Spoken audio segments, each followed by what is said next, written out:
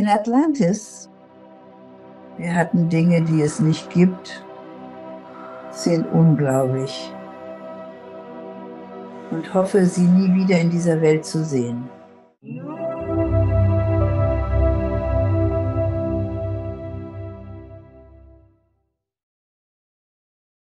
Willkommen zurück in der Sendung amtierende Championess Conny H. Deutsch. Wie geht es dir? Okay, Alex, wie geht es dir? Mir geht es wirklich hervorragend, mein Lieber. Herzlichen Dank für deine Beteiligung. Es ist quasi dein Videodebüt, während unsere letzten Interviews nur als Audio verfügbar waren. Viele Fans und Next Level Soul-Anhänger wollten immer ein Video, eine Videokonferenz, ein Video-Interview mit dir. Ich schätze es sehr, dass du das machst und freue mich auf ein spannendes Gespräch. Ich habe auch solch ein Gefühl.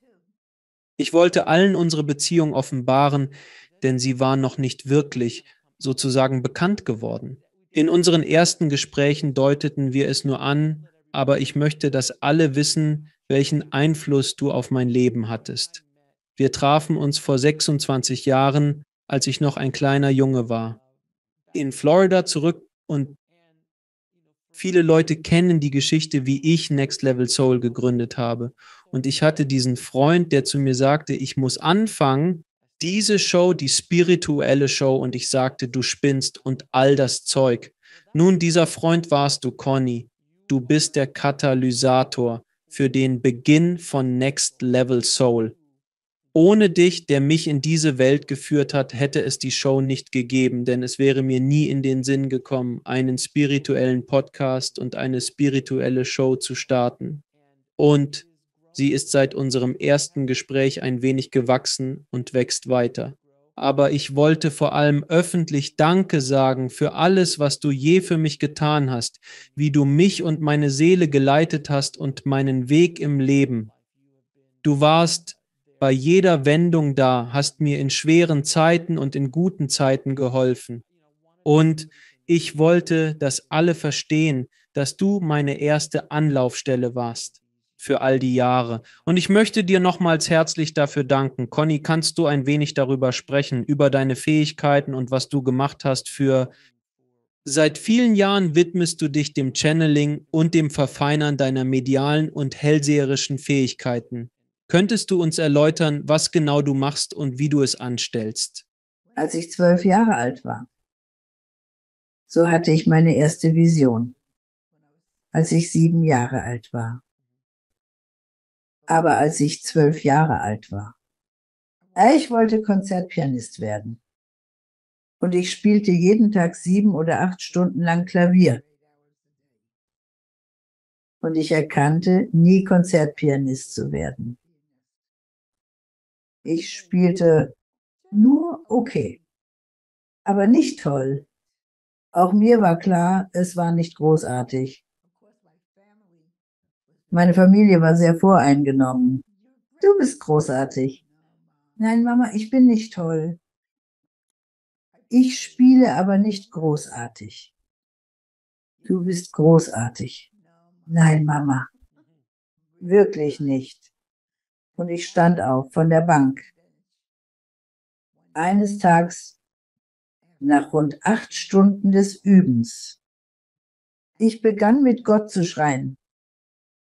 Und ich sagte, ich will der Beste sein, der es gibt. In der ganzen Welt. Du musst mir helfen. Ich möchte das tun können, was sonst niemand kann. Ich möchte der Allergrößte sein, der Allerbeste überhaupt. Und dann setzte ich mich hin und vergaß es. Für die nächsten Jahre. Gott hörte zu. Und er ließ es geschehen. Zum Beispiel, ich kann heilen. Und viele Menschen können heilen. Aber sie können nicht all die anderen Dinge tun, die ich beim Heilen kann. Sicher. Sie können die Zukunft sehen. Sie können nicht in die Zukunft sehen und heilen.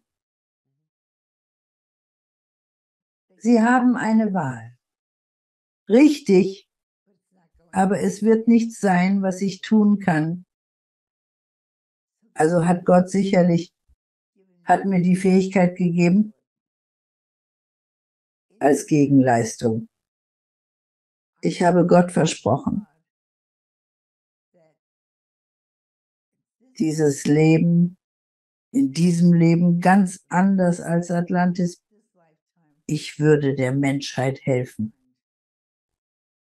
Und ich würde sein. Die Person, an die sie sich um Hilfe wandten. Egal wie viele es waren, egal wie erschöpft ich war, machte keinen Unterschied. Ich wollte der Menschheit helfen. Und ich tat es. Mein gesamtes Leben habe ich der Menschheit gewidmet. Und tue es weiter, bis ich sterbe. Das ist mein Versprechen. Wenn du mich siehst, mein Lebensende. Du verstehst bald, warum ich noch hier hänge, wie ein Alter.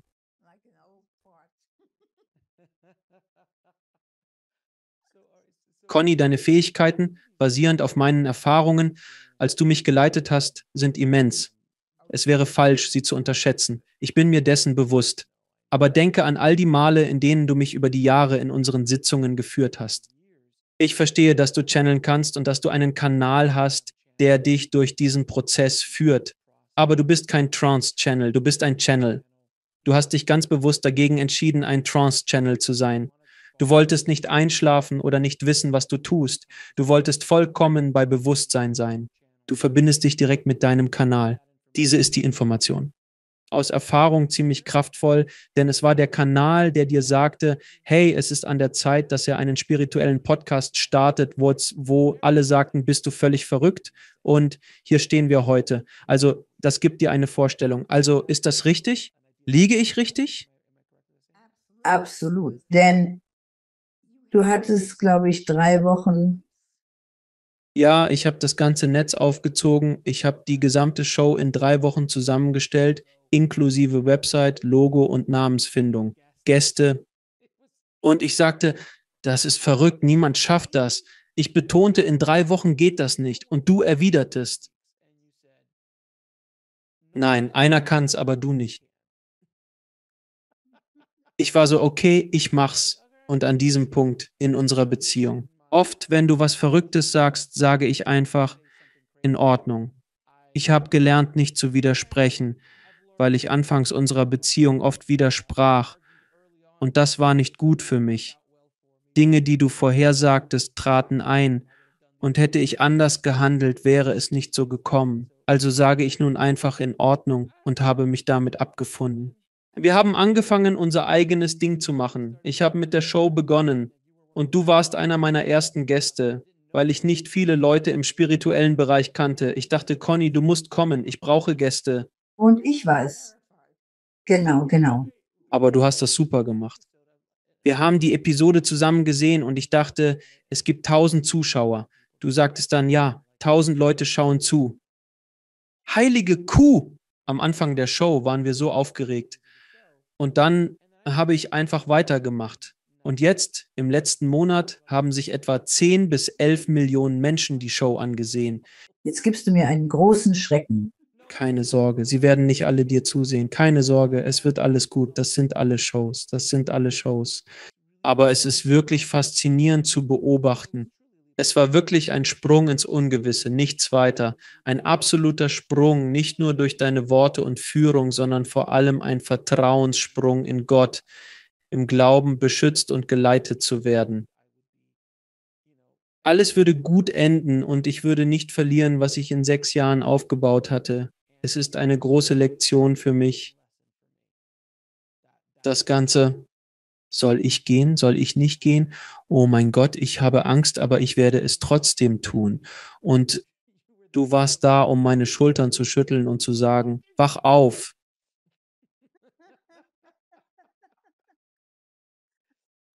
Das kommt mir so bekannt vor. Ja, genau. Du warst oft da, um mich aufzurütteln. währenddessen genau das. Also gut, sprechen wir über Atlantis, ein Mysterium, das die Fantasie der Menschheit gefangen hält, seit Platon vor vielen Jahren darüber schrieb. Kannst du mir erzählen, was die spirituellen Überzeugungen der Atlantier waren, allgemein gesagt vor etwa einem Jahr? Oder vor 2 Tagen. Ich beschloss, dass ich hatte. Großbritannien. 13 Bücher, die waren Sachbücher. Wollte Belletristik mal versuchen. Was ich tat. Und Belletristik war über 500 Jahre in die Zukunft, dass ich entschied, darüber zu schreiben. Und was ich tat. Ausgeliehen von dem, diese fiktive Geschichte, ich lieh aus. Einige der Fakten, die ich gesehen hatte, in Atlantis. Und zuerst wusste ich nicht, was ich tat. Aber nachdem ich es fertig hatte, wurde mir klar, das sind Vorkommnisse aus Atlantis. Ich gebe Ihnen ein Beispiel. Hin und her Orte. Ich sah mich selbst in einem Kristall und das war das Transportmittel, das verwendet wurde. Ich konnte es am Himmel fliegen sehen, sich umsehend und sage, wo ist der Rest? Es blieb nichts davon. Es war, als schwebte ich auf Wolken.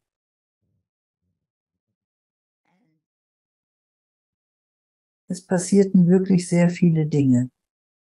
Dass mir klar wurde, das war, was ich in Atlantis sah.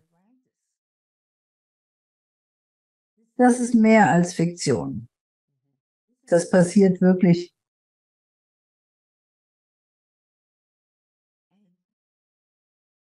Ich war 100 Jahre in die Zukunft.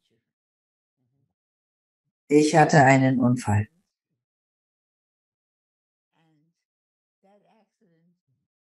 Hat mich getötet in meinem physischen Sein. Aber es hat mich transportiert, 1500 Jahre in die Zukunft.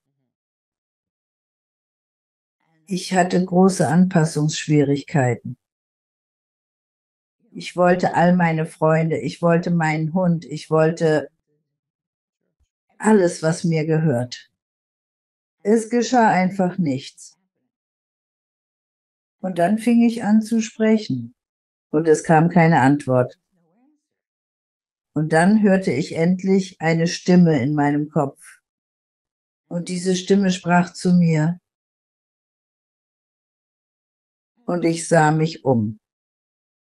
Und genau das ereignete sich in Atlantis. Ich dachte, ich spreche mit einer Person und tat es dennoch nicht. Ich sprach mit dieser Stimme, der mir sagte, dass er ein Mensch sei. Und sein Name war Athos. Das kam mir sehr bekannt vor. Also war es Athos, der sich mit mir anfreundete, denn ich hatte sonst niemanden. Ich wollte meinen Hund. Ich wollte alles, was mir vertraut war. Und es würde keinesfalls kommen. Und mir wurde gesagt, es würde nicht kommen. Und mir wurde gesagt, ich müsste lernen, mit einer Stimme befreundet zu sein. Wie kann man eine Stimme befreunden? Das erscheint mir lächerlich. Aber es endete, dass ich mit einer Stimme befreundet war.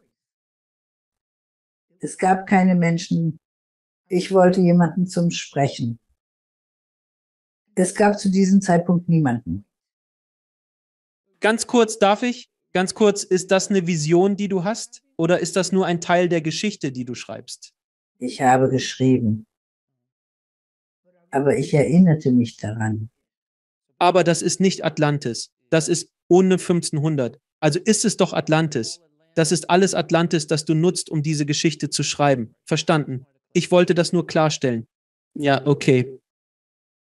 Ich war Dinge an sich nehmen. Als ich schrieb, ich sah gerade diese Dinge. Tatsächlich geschah es wirklich in Atlantis. Ich sagte, ich habe Hunger. Gibt es Restaurants in der Nähe? Und zack, da war ein Restaurant.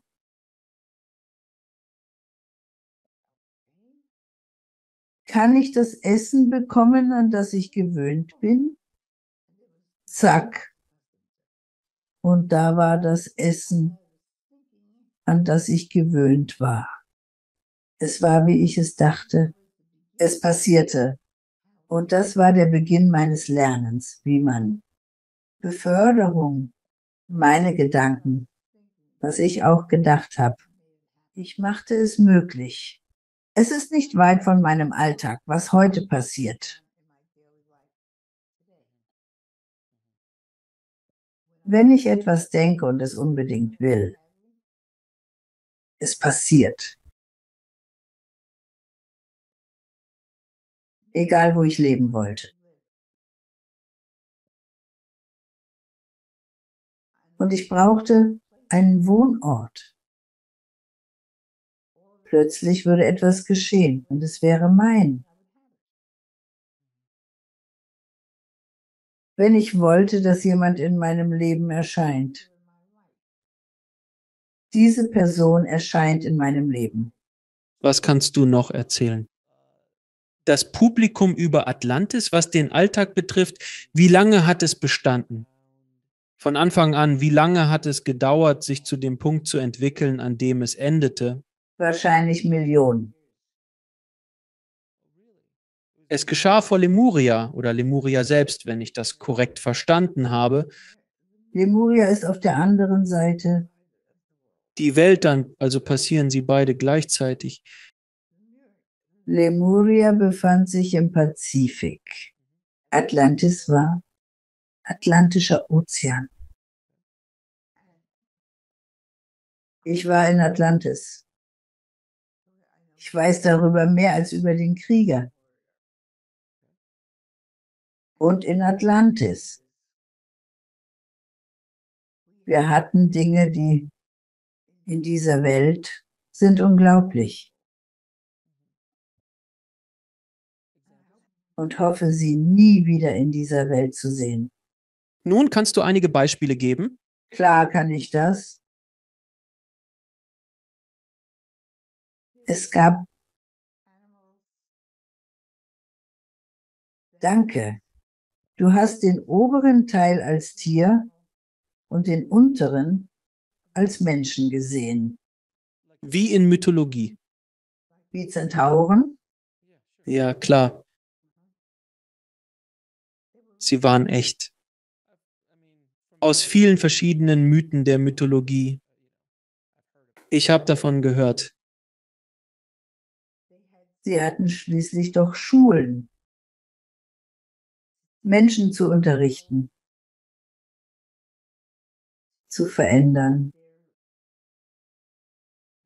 Ihr Äußeres. Daher änderten sie sich. Tiere oder Menschen.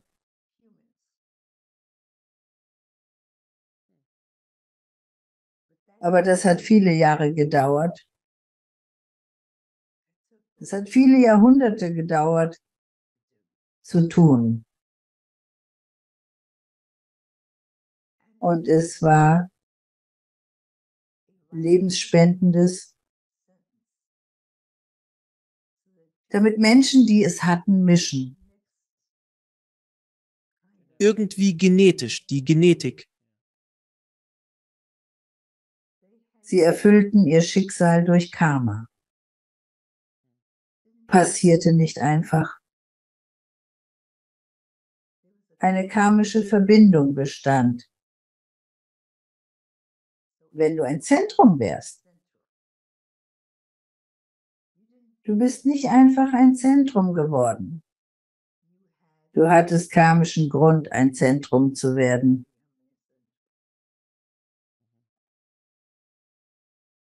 Und wieder passierte es nicht einfach so. Meintest du mit Atlantis existierte Millionen Jahre? Es war der Beginn des Menschheitsexperiments? Ich würde es meinen. Wenn du von Millionen Jahren sprichst, waren Menschen all diese Zeit auf der Erde? Sie entwickelten sich gerade von primitiven Ideen bis zum Punkt letzter Entwicklung. Es fing an mit, wenn Sie nachdenken, der Anbeginn der Menschheit, man denkt, er war primitiv. Das war er wirklich nicht. Wenn Sie einige Werkzeuge finden könnten, das Sie hergestellt haben. Sie sehen Dinge, die wären fortschrittlicher bei chirurgischen Instrumenten. Sie waren fortschrittlich. Wir betrachten sie zufällig als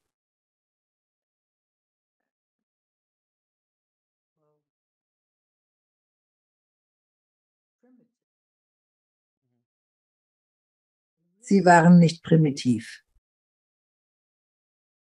Es war fortschrittlicher als wir heute mit Atlantis, als es unterging. Es gab wirklich viel, als es sank. Es rankten sich viele Mythen um es. Die Priester, die entkamen. Und können Sie ein wenig darüber sprechen, wie die Priester entkommen sind? Und haben Sie eine Zivilisation in Ägypten und auch in Mesoamerika begründet? Sie waren keine Priester. In Ordnung, waren Sie es? Sie waren ebenso nur Menschen, die sich zu diesem Zeitpunkt zu Menschen entwickelt hatten, anstelle von halb Tier, halb Mensch. Sie hatten verschwunden in jenem Leben. Sie wurden respektiert. Also wenn du sie Priester nennen möchtest, kannst du das tun. Doch in Wirklichkeit waren sie es nicht. Denk an Noah. Nun, er war kein Priester, aber er war es, eine Person, der die Tiere nahm, 2 und 2, und führte sie in die Zivilisation. Aber auch andere taten genau dasselbe. Wir hören nicht von ihnen, aber sie waren da. Und was sie taten, war, sie in verschiedene Weltteile zu bringen. Sie brachten sie nach Kleinasien. Sie transportierten sie in alle möglichen Regionen der Welt, wo es mindestens 2 von jedem gab.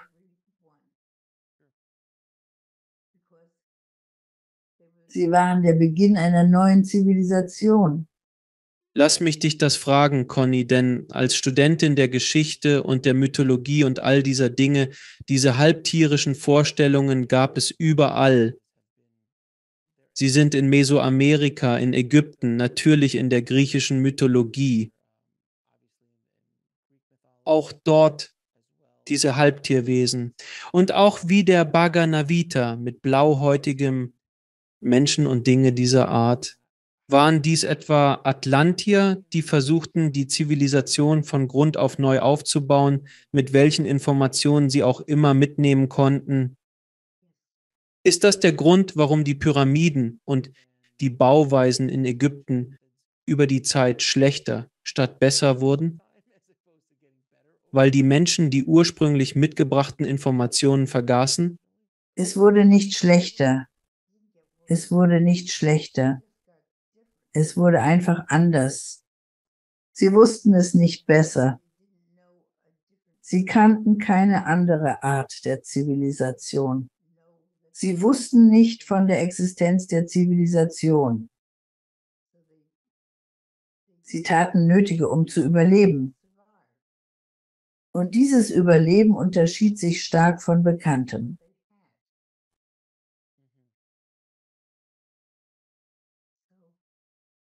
Es findet reger Austausch statt. Wissen, nicht wahr? Sie besaßen keine Bücher. Sie hatten Mauern. Und diese Wände hatten Bilder darauf. Und diese Bilder bestimmten, was sie taten. Toni, darf ich dich fragen, du hast ein paar deiner früheren Leben erwähnt. An wie viele deiner früheren Leben kannst du dich erinnern? Viele. Wie alt ist das Älteste, wenn Zeit zählt? Zeit ergibt keinen Sinn. Ich weiß, aber im Rahmen unseres Zeitstrahls, wie alt?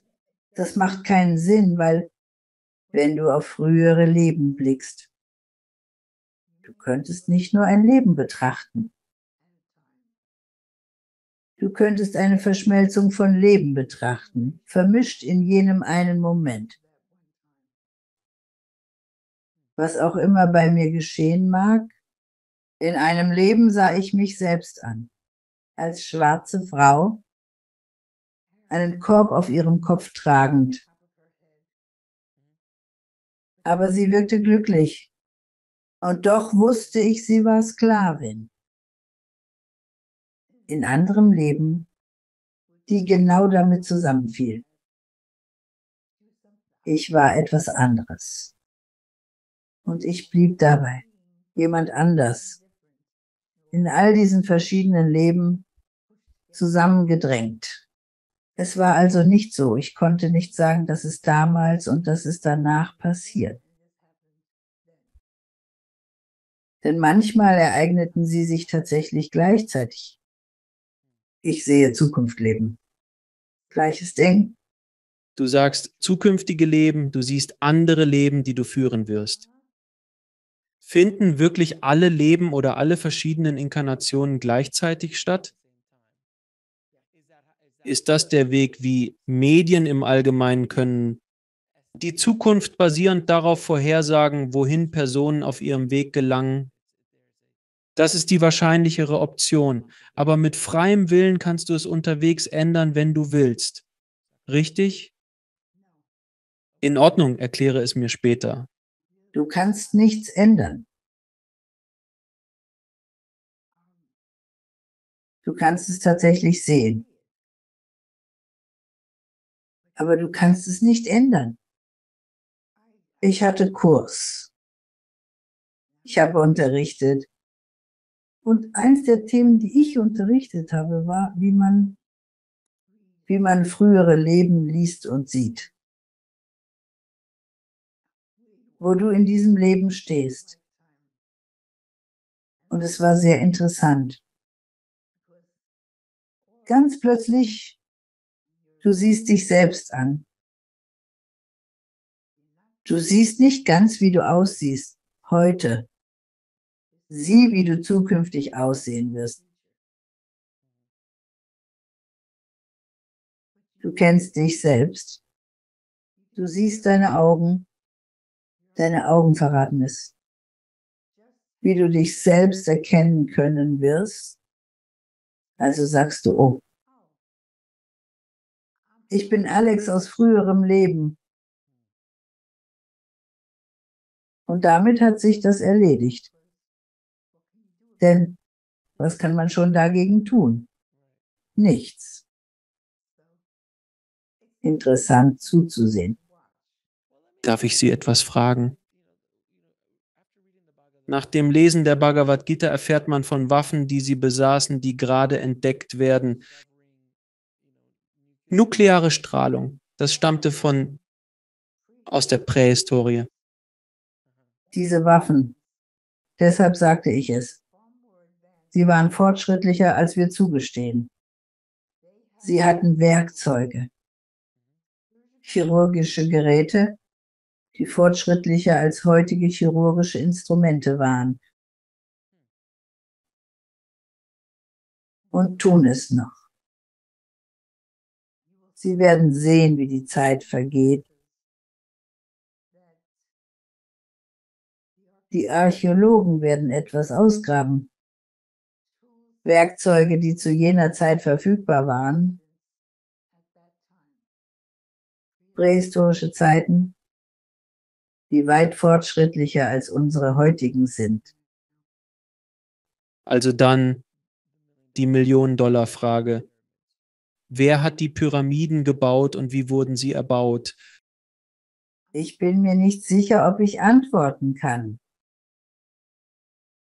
Auf eine Weise klingt glaubwürdig. Ja, denn alles, was bisher gesagt wurde, war und leicht verdaulich. Ha, ha, ha, ha, ha, ha. Ich bin gespannt und neugierig, ob etwas Glaubwürdiges dabei ist. Es ist nicht nur unglaublich, dass diese Dinge existieren, sondern auch ihr Bau bleibt rätselhaft. Ich freue mich darauf zu hören, was du dazu zu sagen hast. Mit dem Verstand.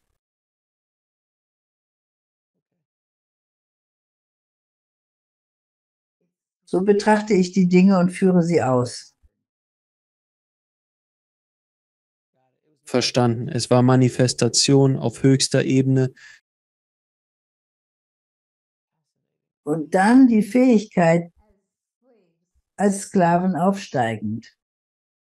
Etwas ist sehr gefragt. Mit diesen großen und beim Bau von Pyramiden nicht so. Sie befanden sich unten. Und es waren keine Sklaven. Sie waren wie die Hohenpriesterinnen. Und sie standen im Kreis. Sie visualisierten. Ein Ziegelstein. Ein Gebäude hier. Und mit dieser Idee im Kopf. Diese Pyramiden wurden erbaut. Und wir sprechen über die Pyramiden, weil sie die berühmtesten, eine der berühmtesten auf dem Planeten sind. Aber Archäologen entdecken jetzt Megalithen, die so viel älter als gedacht erlebte die Menschheit sie. Wie Göbekli Tepe in der Türkei, schätzungsweise vor 13.000 Jahren. Die Maya und die Azteken. Und was in Mesoamerika passierte, entdecken sie unterirdisch Strukturen in China, deren Zweck unklar bleibt, keine Aufzeichnungen existieren, sind weltweit verstreut. Es war also nicht nur eine 5- oder 10-jährige Erscheinung. Priester, die von Atlantis aufbrachen, schienen unzählig zu sein und ließen sich überall auf der Welt nieder. Ist diese Aussage zutreffend? Das sagten die Menschen, die aus Atlantis flohen. Sie setzen, Leute, wurden an diversen Orten untergebracht. Kleinasien, China, Australien, das Ja. Sie platziert, damit die Menschheit würde fortbestehen, zu wachsen. Dass immer ein Zeuge da sein würde, sozusagen, der ganzen Menschheit. Könnten wir weiterhin überleben. Wir verdanken dies den atlantischen Menschen, die es ermöglicht haben. Wir kennen Adam wie auch Eva. Sie stehen stellvertretend. Menschheitsüberlebenskampf. Und hervorbringen Wissen mit ihnen. Also hast du das Wissen über, was böse und was gut ist und solche Dinge hervorgebracht? Hast du sie mitgebracht? Du brachtest sie mit. Aktuelles Wissen, dass sie es nicht wussten, dass wir sonst nicht gewusst hätten. Sie brachten es mit sich. Wir lernten von ihnen und sind dann gewachsen in Japan in Verbindung mit jenen Körper des Wissens. Wir brachten Bücher mit. Wir brachten Wissen. Wir brachten Dinge mit uns, die ohne das legendäre Atlantis niemals entstanden wären. Atlantis war der Anfang. Es hätte sogar noch früher anfangen können.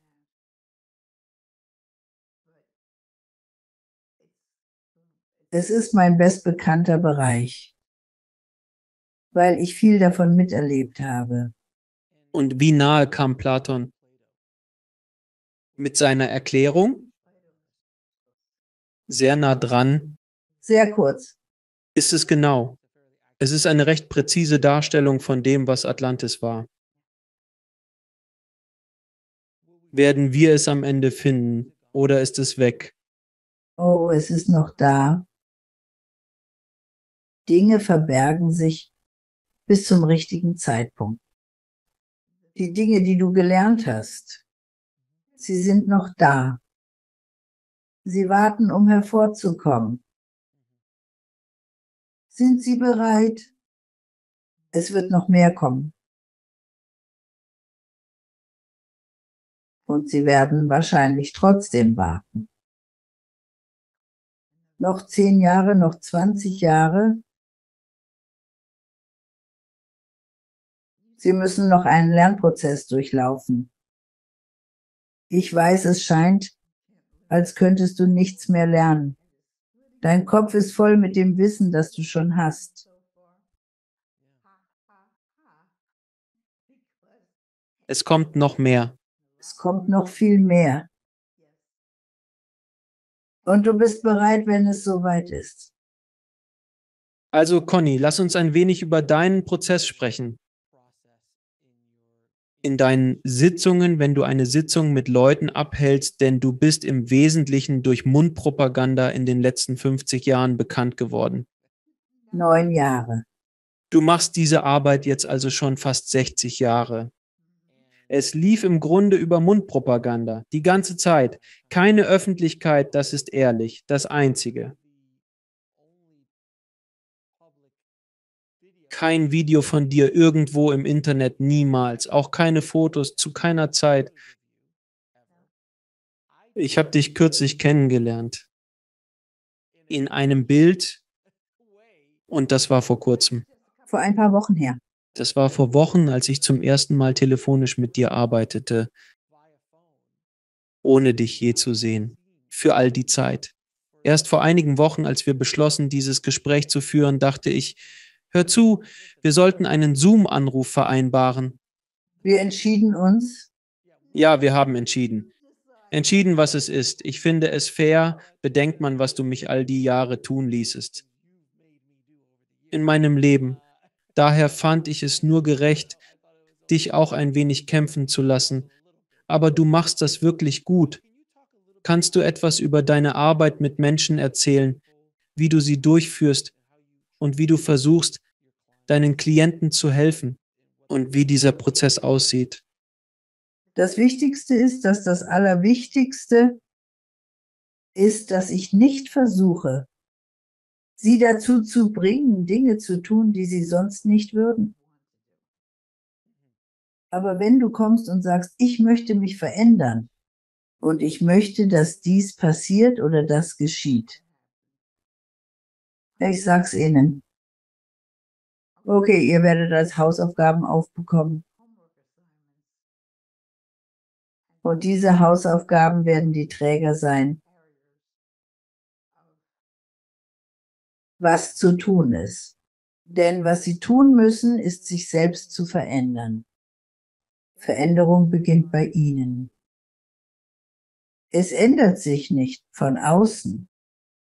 Veränderungen im Inneren.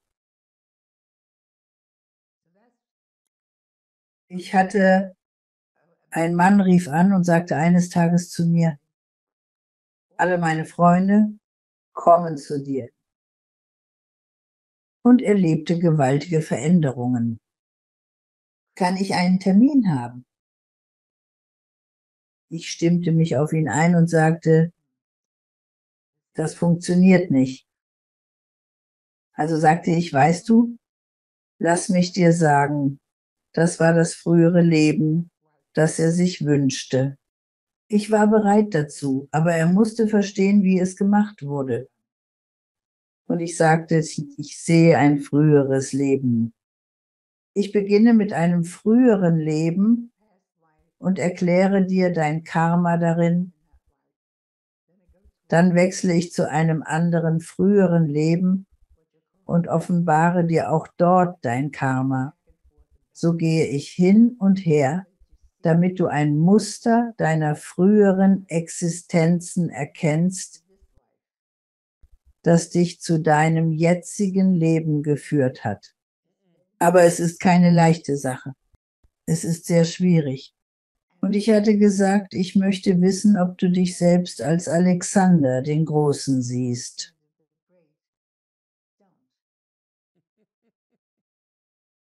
Also kommen wir durch und er sagt mir, ich werde diesen Termin absagen, weil ich Alexander der Große sein möchte. Natürlich macht er das, natürlich tut er das. Er war so fern Alexander dem Großen. Ich dachte, das muss ein Witz sein. Bewahre deinen Traum, du bist nicht Alexander. Klar, du warst jemand. Schön mit dir zu reden.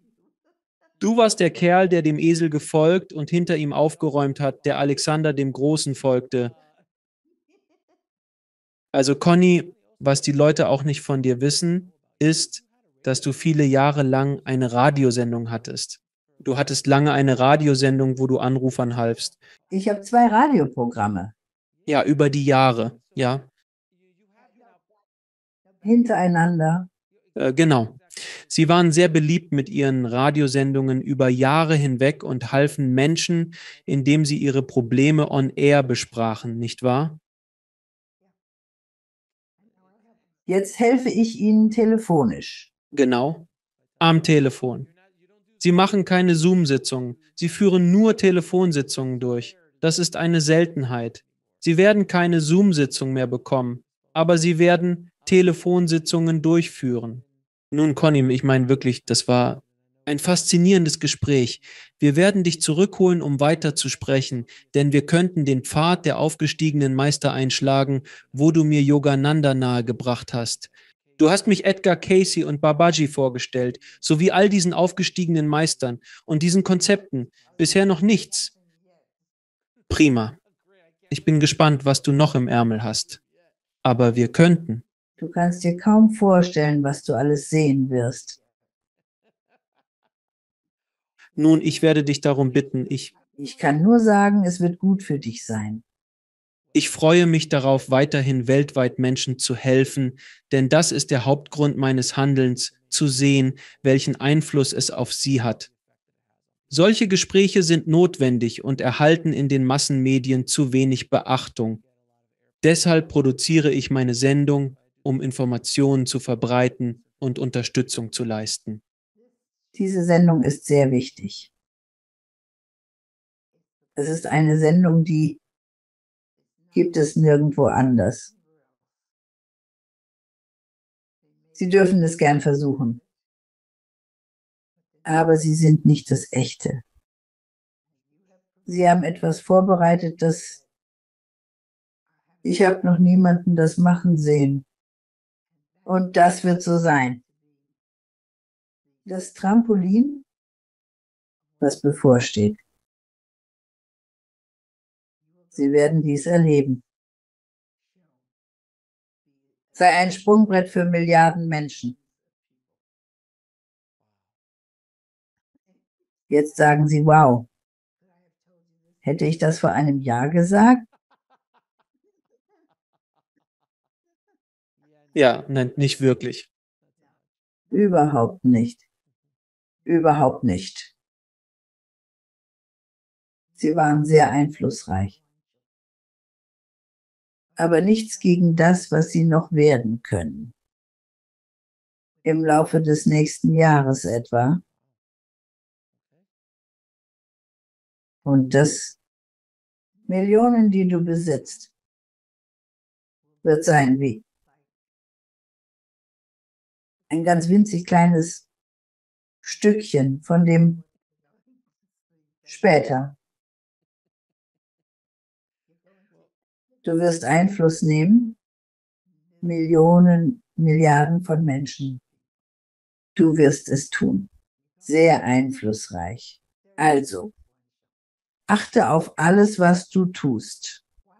Lass dich nicht von Leuten wie mir aus früheren Leben beeinflussen. Ich bin wach, Liebling, wirklich. Ich bin zutiefst demütig berührt. Alles, was ich tun kann, ist, wie man sagt, Holz hacken und Wasser tragen. Was auch immer geschieht, ich werde weiter die Arbeit tun, die ich liebe. Und das ist, diese Gespräche zu führen und Menschen weltweit damit zu unterstützen. Also Conny, ich werde dir ein paar Fragen stellen. Das ist deine Mission. Ich weiß, ich weiß. Also sieh mal, am Ende des Tages, wenn du etwas tust und die Art von Reaktionen siehst, die es hervorruft, glaub mir, ich mache diese Arbeit jetzt schon 8 Jahre lang mit anderen Shows und ich war bei diesen anderen Shows sehr erfolgreich. Aber das ist ganz was anderes. Sie sind nicht ansatzweise, was ich mit der Show mache. Wenn sie etwas tun, das beeinflusst so viele Leben auf der ganzen Welt. Das Universum spricht zu dir. Du bist auf dem richtigen Weg, Kleiner. Mach weiter so. Eine Lektion für alle. Wenn du anfängst, lernt man viel. Wie viele Millionen von Menschen hören dir eigentlich zu? In diesem Monat wird unsere Zahl wahrscheinlich bei etwa 10 bis 11 Millionen liegen. Hättest du je in deinen wildesten Träumen gedacht, dass dich 10 oder 11 Millionen Menschen sehen würden? In einem Monat? In einem. Nein, das war verrückt. Warum sollte das jemand glauben? Reiner Wahnsinn. Völlig verrückt. Versteht es nicht einmal. Ich begreife es immer noch nicht. Es war ein schleichender, doch schneller Prozess und ein stetiger Aufstieg. Es wächst weiter und die Leute entdecken, was wir in der Show machen. Also bin ich sehr demütig und dankbar für diesen Prozess. Im Moment beobachten sie hauptsächlich Menschen aus Amerika. Im Großen und Ganzen, ja, wir, England, Kanada, Australien bekommen auch.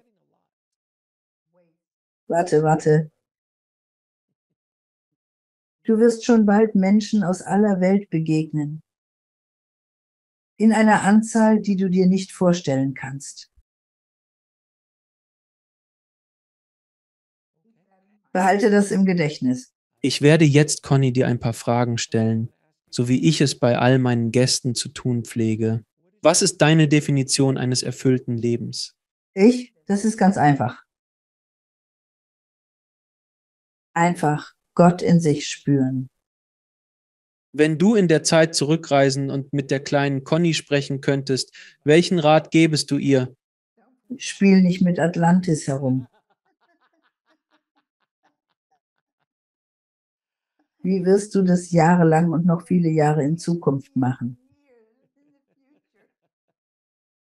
Wie definierst du Gott? Kann jemand Gott definieren? Ich bin unsicher.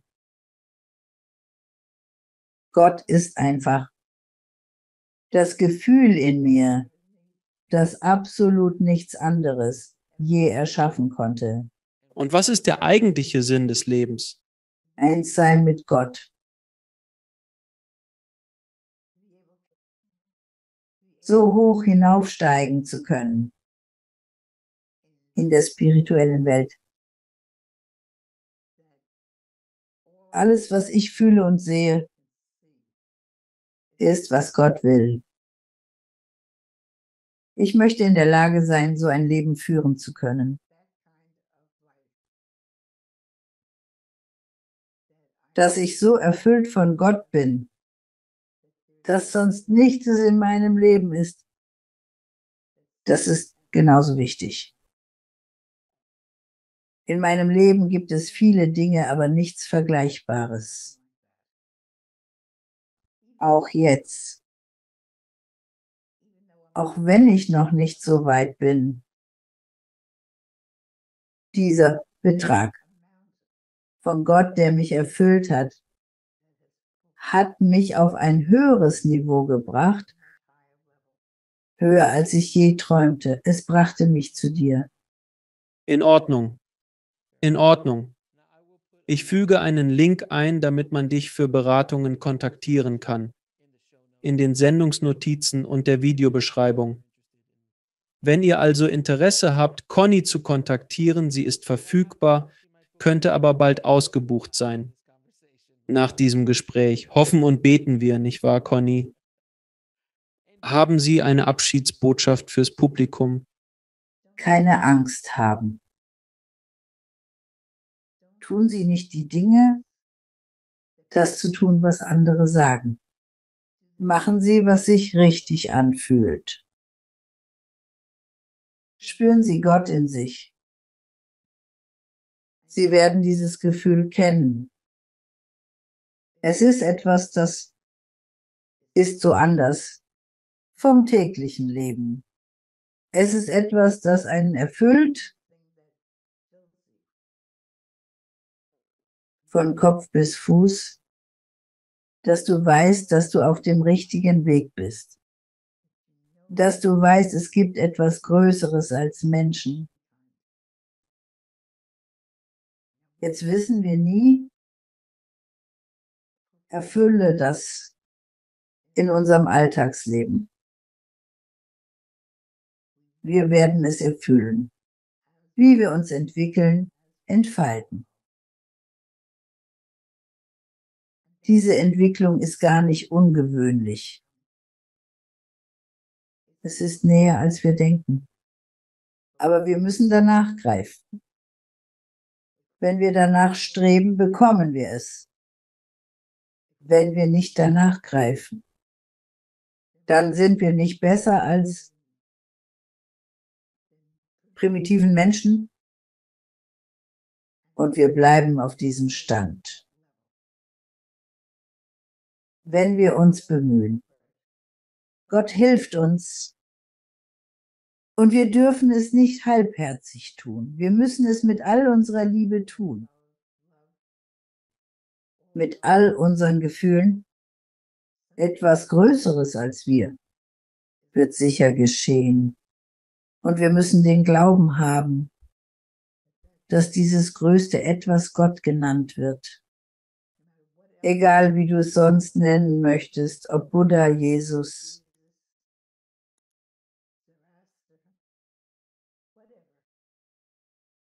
Du musst dieses Gefühl in dir tragen, dass es dort ist und auf dich wartet. Es ist die höhere Ebene. Und genau diese höhere Ebene hält dich am Leben. Es hält dich im Gleichgewicht. Damit, alles, was du im Leben tust, hat diesen Anfang, diese Mitte und dieses Ende. Aufgeben ist keine Option. Was du auch bist, du kannst dem Allmächtigen danken. Es möglich machen. Ich wünsche dir alles Gute im Leben. Du kannst dem Allmächtigen danken, dass er es dir gebracht hat. Alles Schlechte in deinem Leben. Danke ihm dafür, dass er es dir sehen ließ, um daraus zu lernen. Lernen daraus ist der Schlüssel. Wenn wir nicht daraus lernen, dann haben wir diese Inkarnation sehr verloren. Wenn wir daraus lernen, gehen wir ins nächste Leben über. Auf eine Weise, die wir nie erträumt hätten. So ist meine Sichtweise. Conny, ich möchte dir für dieses Gespräch danken und auch für alles, was du getan hast, für mich, mein Leben und auch für die Show und was die Show bewirkt. Ich schätze alles, was du auch für die Menschheit in den letzten 60 Jahren getan hast und wie du versuchst, den Planeten zu erwecken. Ich schätze dich mehr, als Worte ausdrücken können, meine Liebe. Vielen, vielen Dank. Danke, dass ich da sein durfte. Danke fürs Zuschauen. Klicken Sie unten auf ein Video, um fortzufahren, und vergessen Sie nicht zu abonnieren.